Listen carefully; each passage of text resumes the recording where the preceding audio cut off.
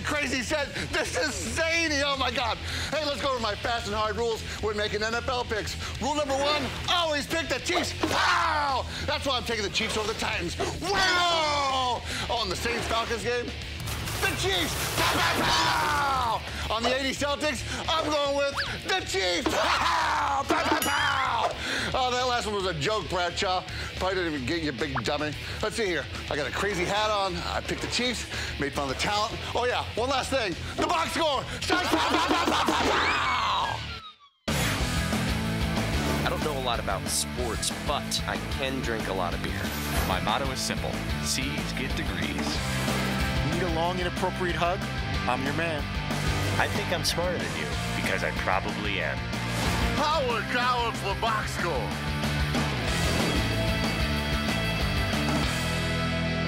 Pow! Hello and welcome to the box score. I'm Brock in Los Angeles. They, of course, are the Danettes out in New York City. In the New York City man cave, Rob Riggle fired up as always for his Kansas City Chiefs. How about you, Fritzy? Are you that fired up for your Broncos this season? I am. I'm expecting big things. They got a big Sunday night game coming up against the Colts. We got to get revenge. Last time around, Denver was not looking too strong against Andrew Luck and the Colts. So I feel good. I think after that 43-8 shellacking, some of the defensive additions they made, I think they've got every reason to believe they can get back to the Super Bowl and have a different outcome this time. Boom! You threw that down. That's intense, the way you said that. Gauntlet laid down. Let's see if you guys have that same Rob Riggle spirit. Let's play a little Who You Got NFL style, week one. Let's start with McLovin. Your team, your squad has a relatively easy matchup against Jacksonville this week, or as Admiral Akbar, it's a trap. Who you got, Jags or Eagles? Oh, it's an easy one. Eagles, although I like the Jags a lot too. You know I'm in love with Blake Bortles. I'm not afraid to say it. I love the man. I would love to see Henny struggle a little bit. Bortles come in the second half and make a game of it. But it's all Chip Kelly this year. Eagles, big time. Very nice. Next up, Seton. The Pats and that dreamy Tom Brady have had trouble in South Beach in the past, but will they prevail on Sunday? Who you got, Patriots or Dolphins? Come on, this has to be easier than the other question you just asked. I'd take Tom Brady and the Patriots pretty much over anybody, over Jesus Christ right now. They're winning this weekend. Jesus had good hair, but he could not throw the deep ball. Very, very nice and astute observation. Fritzy, this one's for you. Peyton Manning and company welcome Andrew Luck and the Colts on Sunday night. Who you got, Colts or Broncos? Yeah, I don't want to be a homer. I got to go Denver. I don't think it's going to be easy. A lot of respect for Andrew Luck in Indy, but in case he's listening, Peyton's not going to lose this time around. Yeah, who won that game last year? Colts and Broncos? Denver will win at home Sunday night and get things rolling towards another AFC title. Last one's for Paulie. The Bears kick off their season at home, but it may not be a cakewalk against this young and feisty team. Who do you got, Bills or Bears? You know, the Bears, I got to wait to see what their defense is all about. I think offensively they'll handle the Bills. But I'd say coin flip. The Bills could easily win this game because they do have an offense. Come on, Paul. You can't go coin flip. Make a pick. The Bills. I'll actually pick the Bills to win because I don't think the Bears are going to have a slow start. But once they get going, I think they're going to be in the Super Bowl. Are we doing a 1992 classic box score show? The Bills have an offense? Yes, technically they have an offense. I didn't interrupt you. You were talking about your team. I'm just shocked that you're not all in on the Bears right now. I am. I picked them to win the Super Bowl. This is picking Paul. It's classic Paulie. You're always cautiously optimistic. I know you picked the Bears. Want to jinx this team? Everything, Well, I actually don't think they'll start off the season that well, but I think they're going to be great at the end of the season, and I think they're going to be in the Super Bowl. I think they'll lose this game. To the Buffalo Bills. Your Bills. The Buffalo Bills. Okay. I want to bet you on that. Okay, those are all good picks, but McLovin dropped the mother of picks during his Against the Grain. I'm going to put my money where my mouth is. All offseason, in fact, my whole life, I've been talking about how much I love Andy Dalton. Ooh. I can't not pick the Cincinnati Bengals. The talent is there. We all know that. I know they haven't won a playoff game, but they got to win at some point. Dalton at TCU was the same way. Never figured it out, and then he went basically undefeated. Dalton will figure it out. Cincinnati against the New Orleans Saints in the Super Bowl. This is a really strong move by McLovin. I think he did two things here. He picked a really off-the-board Super Bowl pick, which, if it comes through, will be one of the picks of the year. Yeah. He went with his boy, Andy Dalton, which is another great move because he's been kissing up to him for years. And he also did it when Dan's away, so Dan doesn't necessarily know it, and he could pick another 2 teams tomorrow, and he'll have the audio of both of those come late January. I'm very tempted to just, I want to just mimic Dan's pick, because Dan is clearly, say what you want, the guy's been on a roll. So this isn't your final pick? It's final-ish. It depends how the season turns out. Final-ish. Depends how the season turns out. Yeah. If it happens to be the Bengals and the Saints, yes, it is my final pick. If it happens to be the Pats and the Packers, then I'm on the Dan Patrick bandwagon. Go Pats, Packers, Bengals, Saints. We've got them all. You guys had another sort of pick 'em this morning. As you watched this, it was Rodney Harrison racing Hines Ward yesterday. No one really took Hines in this one because he was wearing a suit. Fritz, do you think the result would have been different if he wasn't wearing a Hager suit? I think he would have made it closer, Hines, but I'm still going to go Rodney. I know, the whole, Iron Man thing and everything. They're both in very good shape, being out of the league for a while. But I think the suit definitely slows you down a little bit. But ultimately, I'll take Rodney no matter what they were wearing. I'm going to slightly disagree with Todd on that one. And the reason that I picked Rodney in this one is because Hines does not look like he's in very good shape. Wow. Looks like he's bulked up a little bit. But I thought Hines says Iron Man. Well, he did. Maybe he's I don't know. He's sort of filling out his suit a little better than I think he used to fill out his uniform. Wow. And it's like it didn't matter if he was in a tracksuit. He must be going to Iron Man barbecue down in Lockhart, Texas. I love that place. Yeah, there's iron skillets that he's just shoveling down pancakes. No excuses. The suit is no excuse. You're either fast or you're not. Like Usain Bolt could put on an 8-button 3-piece suit and he's still going to blow away everyone. It's not going to affect you at all. Hines Ward probably full of Permane brothers. Harrison feeling his oats there, very confident, so confident that he actually fired a shot at the boss today. Well, we all love Dan, but we know every time he makes a move, we all have to hold our breaths because something breaks with Dan. I mean, he is like glass. Every time he moves, he gets up, he takes a couple steps. Hey, Dan, did you tear your ACL? Hey, Dan, did you hurt your shoulder? Wow. Then he came down, his finger had stitches on. I'm like, dude, you look good. You look nice and slim and skinny. But every time you do something, you like break in half. It's almost like he likes sympathy. It's like, he just wants everyone, hey, Dan, are you okay? It's like, come on, Dan, grow up, man. I mean, you were a star basketball player back in high school. Those days are over. Now you're a TV star. What more do you want? First of all, it's almost like Dan likes sympathy. Almost. I think that was great insight right there from Rodney. He clearly knows Dan very well. They're obviously very close, and he was even taking subtle shots that I don't even think he realized that he was a star high school basketball player. I think Dan would want to say that he was a star college player, even if he wasn't. Even if that was sort of stretching the truth, I think that Dan would be more offended by you were a star high school basketball player. And then it's made of glass and Glass Dan. Sympathy as much That's as him. That's Dan. You know that Dan arrived in Seattle and well, first of all, Dan can't shake hands. It's a miracle that I'm here. Yeah. Surgery. He's like, surgically repaired.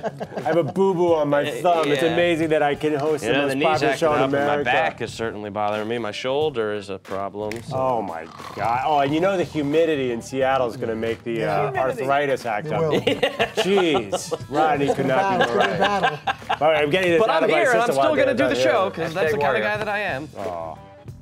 Plays Through Pain coming up. We'll see if you guys can play through the urge of going to potty. We'll figure that all out. We'll figure that all out next.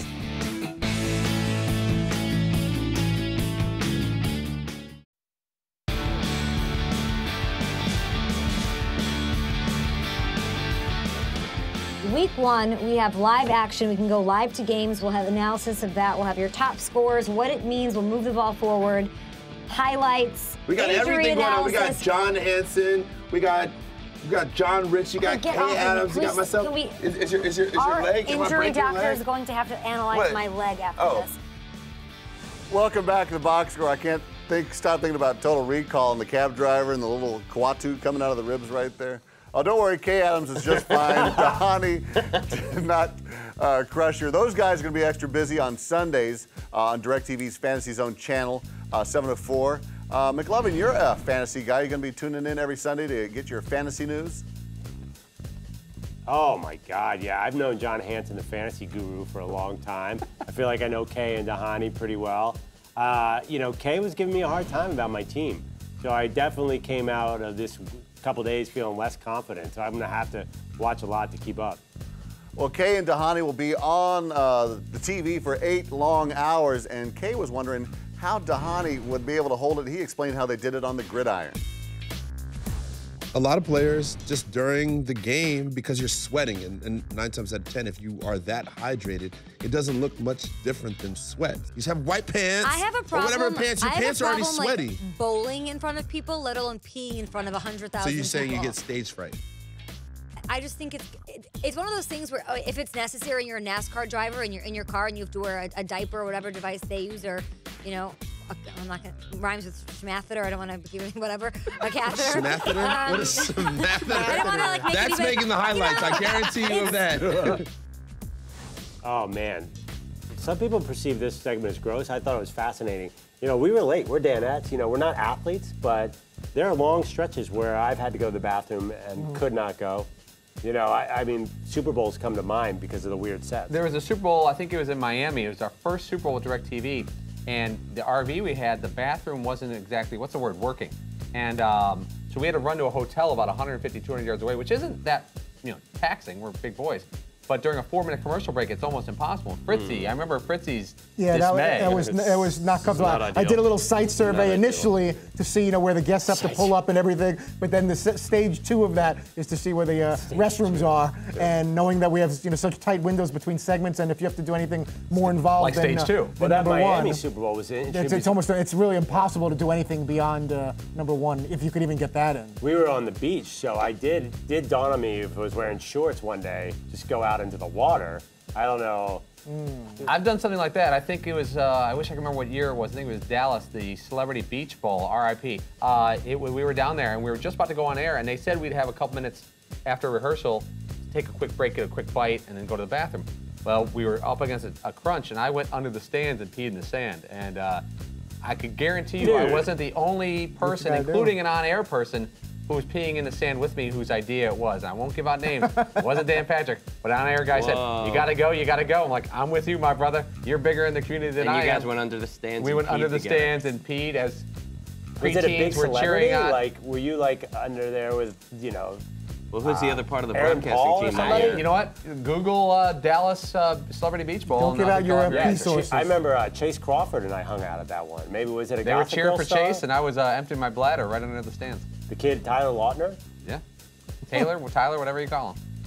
Team Jacob. You want me to pee with you? Something else. Seton, you're a resourceful guy. You've been out to music festivals. Yeah. Seton, where's one of the more embarrassing or unique places you've had to be resourceful? You know, I'm glad that you asked that, because I'm actually a veteran outdoor bathroom guy. Started at a young age. We used to take a lot of trips to Vermont as a kid, and I pretty much went 1 or 2 all over both sides of the New York Thruway. Yeah. Over so many years. As soon as we got past the rest stop, I would say to my dad, like, "Dad, it's coming real bad, I have to go!" And then we would pull over, and I would relieve myself, and I did that a lot. And that carried right up through high school, outside, under train bridges, drinking with my buddies. Like, cool, dude, we can just take a leak out here. It's great. I had one time, and we ran into a cop, and I'll just say that we relieved ourselves in a cup. He grabbed it thinking it was beer. Luckily, we were not arrested. That's the end of that story. Okay, coming up, we're gonna have a little football night in America quiz, and I'm sorry, I gotta go. I can't. This is break. I gotta go.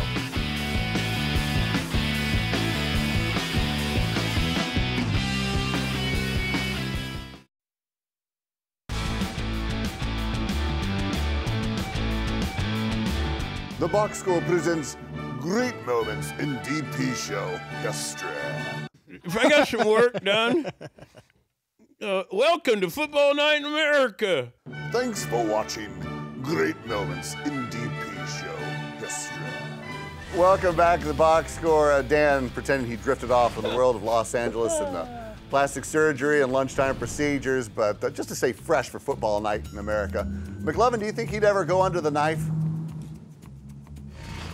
Do I think he ever would go under the? Do I think he's gone under the knife? What's the question here? What? Do I think he's under the knife right now? Because he better show up on TV right now. He just did like a week and a half in LA, of course. Yeah. By the way, Dan, the way Dan's health has been, he's been under so much anesthesia over the last 3 years. He Who wouldn't even knows? remember. He might have been unknowingly operated on. You know, he goes in for like a 3-for-1 surgery. He's like, I'm gonna get my sports hernia fixed, my shoulder. Who knows if they won't do a little lift while they're got him unconscious? So no, I don't think he would. But I mean, the guy's naturally good looking, so I don't think he needs to. But I would gladly do it. If I came in on Monday with a really small nose, would you guys know it? I'm sure we wouldn't mention or talk about it whatsoever. Yeah, only 7,000 times. Discretion, gentlemen. I don't think he needs laser peel or Botox to host a full season of Football Night in America. But how much do you know about DP's primetime gig? Let's play a little Football Night in America pop quiz. Rules are simple. Road buddies can share as always, and there are steals. Let's start in the front row. What date did the first episode of Football Night in America episode? Premiere. Oh, premiere, I'm sorry. What? I said premiere. How are we supposed to know that? Wow. I'm going to go September 4th? September's usually a good guess. 07? Wait a minute. Wait. All right, let's see. That was 7. I would say, yeah, it's like 07, 06 probably. September 4th, 2007. Incorrect. Back row, you can steal. First, you would have got the year. September 3rd. Yeah, want to go 06 or 08? 2008. Okay, so we're gonna go September 3rd, 2008. Also incorrect. The date we were looking for was September 10th, 2006. To the back row. Oh yeah, obviously. Earlier. Of course. What was the first regular season game broadcast after the debut of Football Night in America? I'm going to go with that same day, September 10th, 2006. Some kind of trick question. There's a Maybe game they that did. night. Let's guess the kickoff game. What was the matchup? 2006. What was the matchup for that first one? What were the teams? The first one was September 10th, 2006. Steelers, Ravens. Steelers, Ravens. Sorry, you're incorrect. Front row, you can steal. Packers, Pates. I have no idea. Oh, man, 06.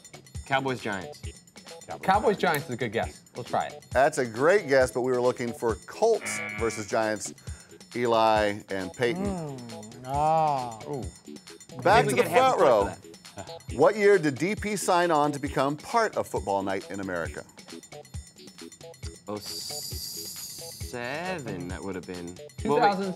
Wait a minute, hold on a second. Have we been doing this 7 years? Yes. And that was his first year. Yes. It was right when he left ESPN. Okay, But he had to wait out that time 08. to do the Olympics and then did the next season. So that might be 08. 2008. Gentlemen, you are absolutely correct. 2008. Nice. On the board, back row. That was well thought out. Last question. Good math there. What was the first Super Bowl covered by the NBC crew featuring a trophy presentation by one Dan Patrick? I know this. Yeah, it was the Steelers beat the Arizona Cardinals. All right, Steelers, Pittsburgh Cardinals. Steelers. You are absolutely correct, and you took away our bonus question. Can you tell us the score from that game, McLovin, for an extra bonus point? Well, we got half a point Yes. for that other question. What was the score of that game? Yeah. Let's see. Antonio Holmes in the end zone. 31-28. That's close. It was 27-23. 34-31. That's what we were going to guess. Yeah. It is a tie.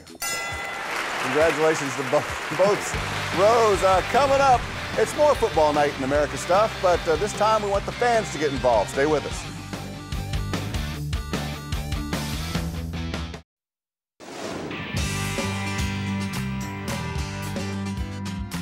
Pow! Welcome back to the Box Score. Last call here at the Box Score Bar. Guys did pretty good there on your Football Night in America pop quiz, but we wanted to take it maybe just one step further. Gentlemen, we present to you the Danette Football Night in America Challenge. Throughout the season, we're going to play this game and keep score. After the Super Bowl, a winner will be crowned and a loser will be punished. And fans, we want you playing at home and tweeting us your answers, of course, at the Box Score Show. Here we go for this week's Danette Football Night Challenge in America Challenge.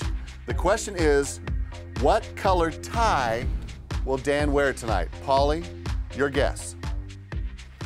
Well, we got to get the ground rules here because if it's got to be the dominant color, so if it's a striped tie, what if it's white and blue stripes and it's equal? I mean, you're going to have to make the call, Broccoli.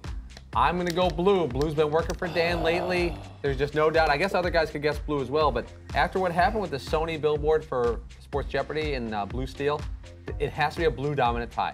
Okay, if it is equal striping, we will give you a half a point. But if it is the dominant color, we will, of course, give you the point, I believe. Good call. We'll make it up as we go. Fritzy, you're going to go with that? The ties to match his baby blues? I am going to go purple. I don't have a specific reason for that, but I've seen him in purple ties and he looks sharp, so I thought it would be nice to kick off the season going dominantly purple. Seton, what do you think? Well, my first two guesses were blue and purple. But you know what? Just to make things interesting, I'm going to go green. I think, green. you know, Dan's got a little bit of a thing for green. You know, Paulie's sister said that Dan looks really hot when he wears green. Hard to blame her. Blue and purple are definitely his colors, but he's got a thing for green now. I'm going to say green. And Seattle and Green Bay both have some green in there. McLovin, your prognostication? Well, my first instinct was green, but he doesn't want to be so obvious to match the field and the uniforms. He's worn a Seattle-ish green before. Since red is the only one left for me, really, but he's not going to wear red. Not white or black. That seems extreme. No, white or black. It's not like he's in a wedding party. I'm going to go way, way, way off the board. He's going to throw a little pink in the tie tonight, baby. Whoa. He saw me on the show today and said, you know that McLovin's one sharp dresser? I'm going to emulate him and go pink. I'm going to jump into this game myself, and I'm going to go with purple because, as Dahani Jones pointed out, purple is the color of royalty. He wore the sweater in the second half. And my boy Fritzy has it. Fritzy, who is on tomorrow? Peter King will join us from Seattle to recap what goes down tonight in the opener. Rich Eisen of the NFL Network will be with us. Harold Reynolds will stop by the studio to talk a little baseball as well. That's all on Friday.